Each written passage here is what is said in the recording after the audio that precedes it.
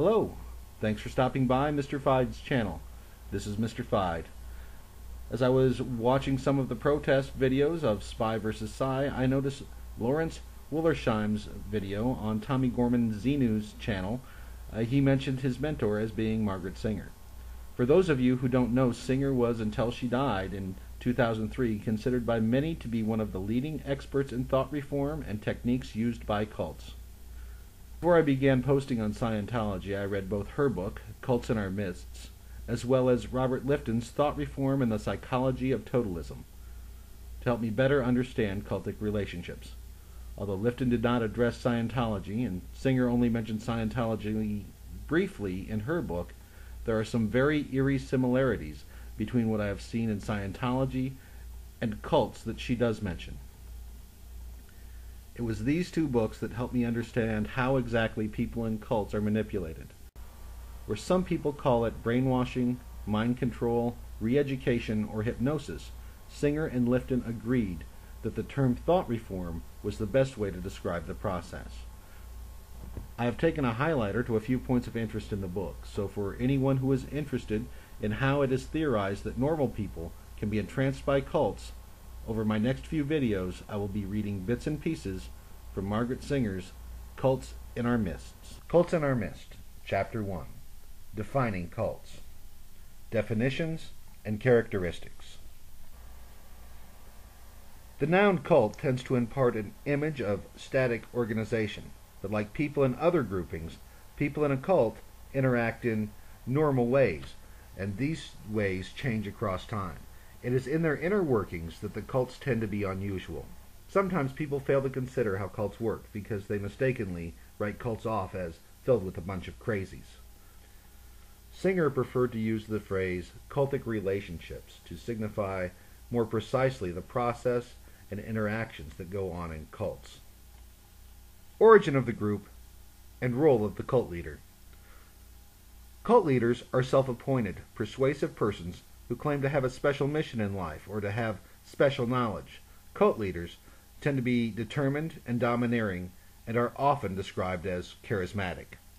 Cult leaders center veneration on themselves. Priests, rabbis, ministers, democratic leaders, and leaders of genuinely altruistic movements keep the veneration of adherents focused on God, abstract principles, or the group's purpose. Cult leaders, in contrast, keep the focus of love, devotion, and allegiance on themselves. In many cults, for example, spouses are forced to separate, or parents forced to give up their children as a test of their devotion to the leader. Cults are authoritarian in structure. Cults appear to be innovative and exclusive. Cult leaders claim to be breaking with tradition, offering something novel, and instituting the only viable system for change that will solve life's problems or the world's ills. Cults tend to have a double set of ethics. Members are urged to be open and honest within the group and confess all to the leader. At the same time, members are encouraged to deceive and manipulate non-members. The overriding philosophy in cults is that the ends justify the means, a view that allows cults to establish their own brand of morality outside normal social bounds. Coordinated program of persuasion. Cults tend to be totalistic, or all-encompassing in controlling their members' behavior, and also ideologically totalistic, exhibiting zealotry and extremism in their worldview. Eventually, and usually sooner rather than later, most cults expect members to devote increasing time, energy, and money, or other resources to the professed goals of the group, stating or implying that a total commitment is required to reach some state of enlightenment. The form of that commitment will vary from group to group. More courses, more meditation, more quotas, more cult-related activities, and more donations. Cults tend to require members to undergo a major disruption or change in lifestyle. Many cults put great pressure on new members to leave their families, friends, jobs to become immersed in the group's major purpose. This isolation tactic is one of the cult's most common mechanisms of control and enforced dependencies. Cults are not all alike, but cults basically have only two purposes: recruiting new members and fundraising.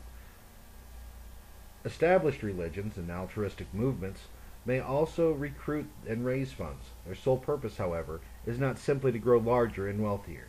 Such groups have goals bettering the lives of their members or mankind in general, either in this world or the world to come. A cult may claim to make social contributions, but in actuality these remain mere claims or gestures. In the end, all work and all funds, even token gestures of altruism, serve the cult. Cult types. Remembering that many of the better-known cults in the late 60s and early 1970s tended to be religious cults. Some people today mistakenly think that all cults are religious. Another factor that may feed the idea that all cults are religious is that many of these groups incorporate as churches because of tax and legal benefits given to religious entities. However, a cult can be formed around any content: politics, religion, commerce, self-improvement techniques, health fads, the stuff of science fiction, psychology, outer space phenomenon, meditation, martial arts, environmental lifestyles, and so on. A Pied Piper with sufficient determination and a touch of charm, charisma, seduction, or simply good sales skills can, with enough time and effort, secure a following around almost any topic.